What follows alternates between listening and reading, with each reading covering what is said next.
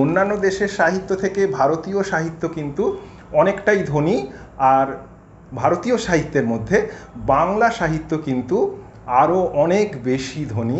আমরা ভাগ্যবান যে আমরা বাংলা ভাষায় কথা বলি এবং একটি স্বাধীন দেশ বাংলাদেশ, সেই দেশের রাষ্ট্রীয় ভাষা কিন্তু বাংলা।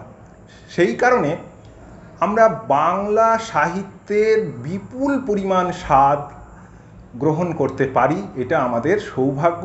আমরা গর্বিত যে আমরা বাঙালি এবং আমাদের সৌভাগ্যের বিষয় যে বিপুল পরিমাণ যশস্বী লেখক বাংলা সাহিত্যকে আলোকিত করেছেন। আমরা সেই কারণে প্রচুর বাংলা সাহিত্যের আস্বাদন গ্রহণ করতে পারি এবং বাংলা সাহিত্যের বিপুল পরিমাণ পাঠক কিন্তু বিদ্যমান। আমরা যারা নতুন বই পড়ি তারা মোটাসোটা বই দেখে কিন্তু একটু পিছিয়ে যায়।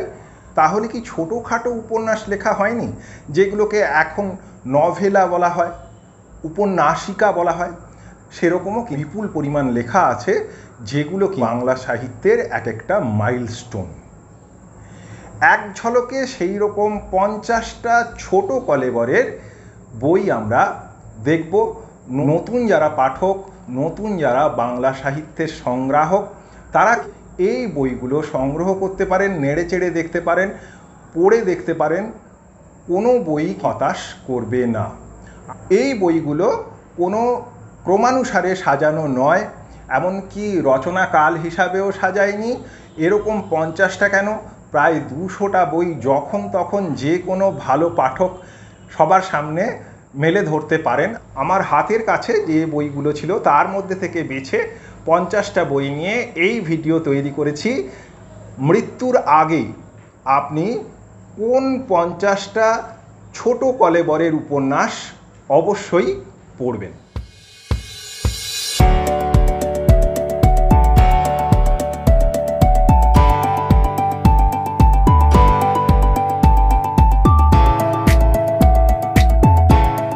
বইগুলো এইখানে নির্বাচন করার মাপকাঠি কিন্তু একটু ভিন্নতর।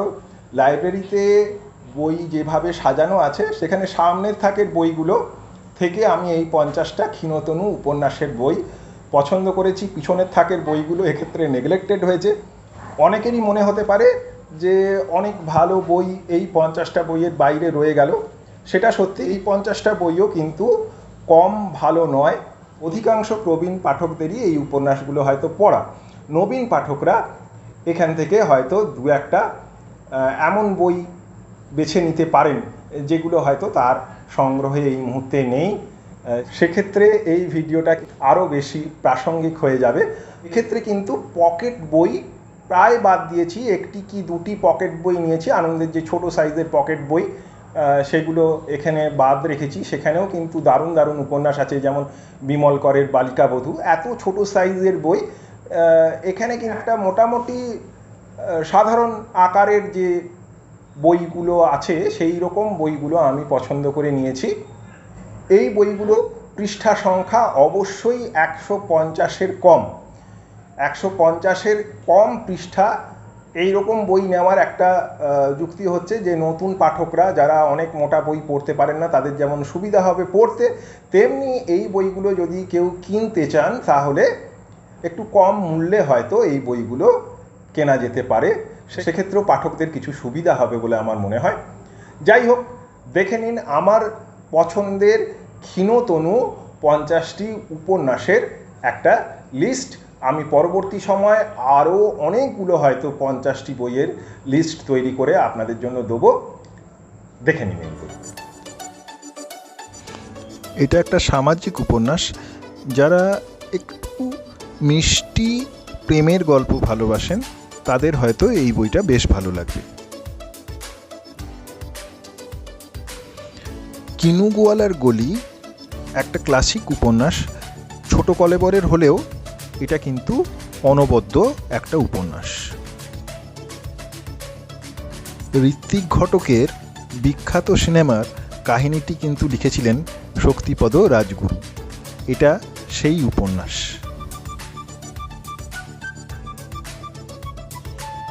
এক সময় শ্রমজীবী মানুষদের কথা লেখা হতো উপন্যাসে।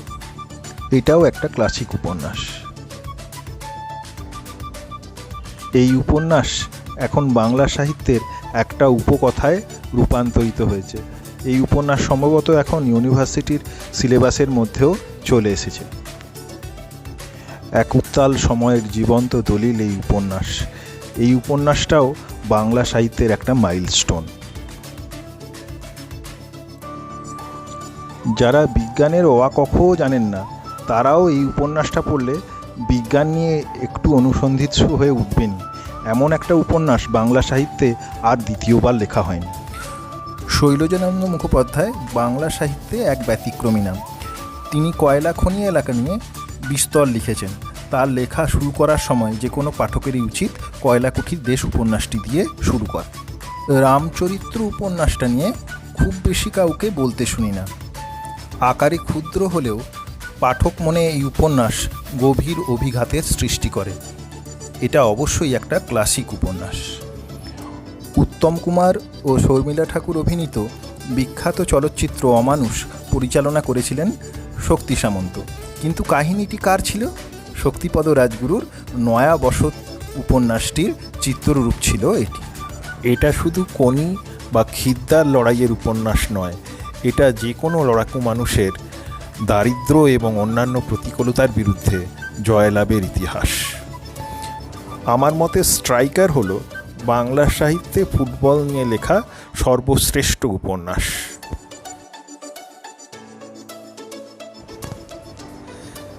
একদা বিখ্যাত এই উপন্যাসটি নতুনভাবে ছেপে এসেছে মৌসুমী প্রকাশনী থেকে। হারবার্ট বাংলা সাহিত্যের সর্বকালের শ্রেষ্ঠ 20টি উপন্যাসের মধ্যে অবশ্যই স্থান করে নেবে। রমাপদ চৌধুরীর খারিজ, আহা কি লেখা! বাংলা সাহিত্যের সর্বকালের শ্রেষ্ঠ উপন্যাসগুলির মধ্যে একটি অবশ্যই খারিজ। অরণ্যের দিনরাত্রি, যা নিয়ে সত্যজিৎ রায় একসময় একটি বিখ্যাত চলচ্চিত্র নির্মাণ করেছিলেন। ফটিকচাঁদ শুধু ছোটদের জন্যই নয়, বড়দের জন্যও একটি অসামান্য কাহিনী। এই কাহিনী নিয়ে সত্যজিৎ রায় স্বয়ং একটা সিনেমা তৈরি করেছিলেন, সেটিও খুব বিখ্যাত হয়েছিল। হলুদ বসন্ত বুদ্ধদেব গুহর প্রথম উপন্যাস, সম্ভবত একটা মিষ্টি প্রেমের কাহিনী।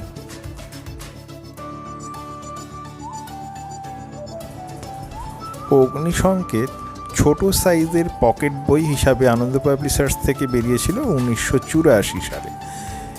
এটা একটা রূপক কাহিনী যা পাঠক মহলে একদা বিপুল সমাদৃত হয়েছিল। এটাও আনন্দ পাবলিশার্সের পকেট সাইজের বই। একাডেমি সম্মানে এই উপন্যাসটি একদা ভূষিত হয়েছিল।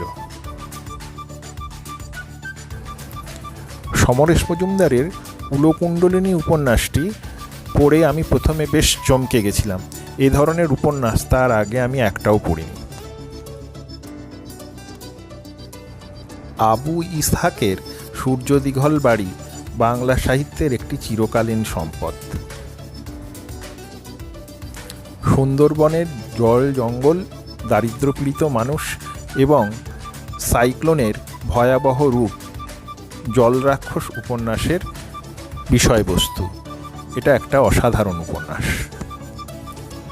অক্টোপাস একদম ভিন্ন আঙ্গিকে লেখা একটি অন্যরকম বাংলা উপন্যাস, শামসুর রহমানের একটি ব্যতিক্রমী সৃষ্টি। একটি রূপক কাহিনীর মোড়কে সাম্প্রতিক সময়কেই তির্যকভাবে ধরা আছে এই উপন্যাসে। অন্ধকারের 100 বছর, আনিসুল হক।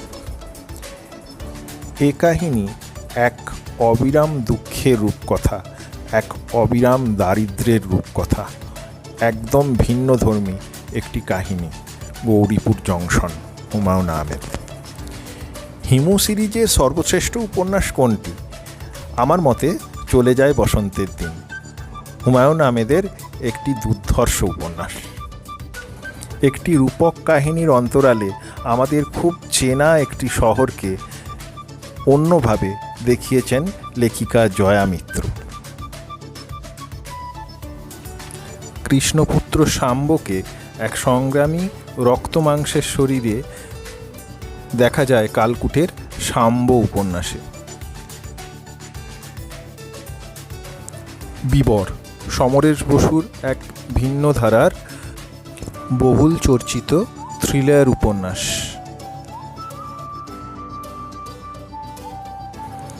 দুলেন্দ্র ভৌমিকের আক্রান্ত একতা পাঠক মহলে বিপুল চর্চিত এই উপন্যাস পুরস্কারও পায় একাধিক।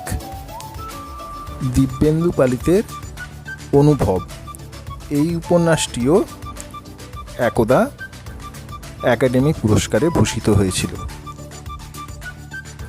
এই উপন্যাসটা একদম অন্য ধারার একটা উপন্যাস, মেয়েদের চোখে তাদের জীবনযাপনের এক আধুনিক কাহিনী। খড়কুটো বিমল করের আরেকটা ক্লাসিক উপন্যাস, কিন্তু যার কলেবর খুব ছোটোখাটো। নারায়ণ সান্যালের পাষণ্ড পণ্ডিত এক বিখ্যাত উপন্যাস, যা নিয়ে একদা চলচ্চিত্রও তৈরি হয়েছিল। ওবায়দ হকের তেইলাচোরা অসাধারণ এক উপন্যাস, দারুণ পছন্দের উপন্যাস আমার।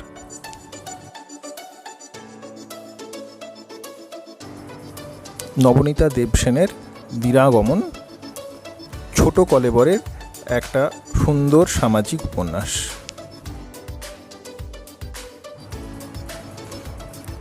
এক মহিলা কবির ব্যতিক্রমী এক জীবন এই বইয়ের বিষয়। ঝিন্দের বন্দি বাংলা সাহিত্যের এক চিরকালীন সম্পদ। এই কাহিনী নিয়ে তপন সিংহ একটা দুর্ধর্ষ সিনেমা তৈরি করেন। তুঙ্গভদ্রার তীরে শরদিন্দু বন্দ্যোপাধ্যায়ের বিখ্যাত ঐতিহাসিক উপন্যাস।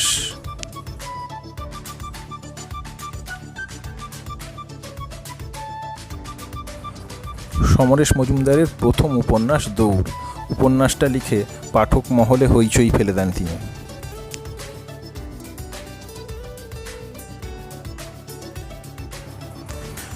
ঘুণ পোকা শীর্ষেন্দু মুখোপাধ্যায়ের প্রথম উপন্যাস। এই উপন্যাসটা কিন্তু একদম অন্য ধারার বিষাদ প্রবণ একটা উপন্যাস, প্রত্যেকের ভালো নাও লাগতে পারে।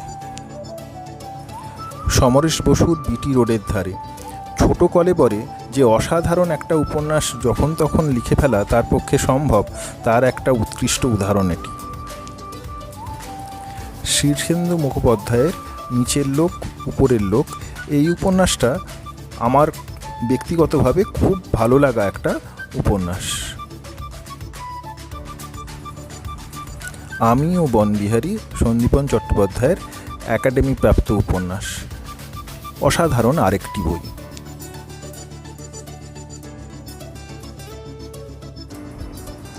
আশাপূর্ণা দেবী লিখিত একটা ছোট উপন্যাস দিব্য হাসিনীর দিনলিপি মিত্র অ্যান্ড ঘোষ পাবলিশার্স থেকে একদা প্রকাশিত হয়েছিল। প্রতিভা বসুর ছোট সাইজের একটা উপন্যাস সকালের সুর সায়ান্নে, এটাও পাঠক মহলে একদা বিখ্যাত হয়েছিল। বুদ্ধদেব বসুর যেদিন ফুটলো কমল ছোট কলেবরে, এটাও খুব ভালো উপন্যাস।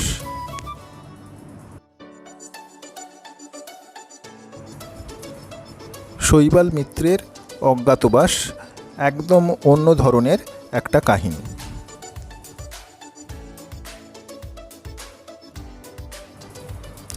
মোহাম্মদ জাফর ইকবালের দুঃস্বপ্নের দ্বিতীয় প্রহর, এটা আমার ব্যক্তিগত পছন্দের উপন্যাস, পড়ে দেখতে পারেন, এটা সবারই ভালো লাগবে।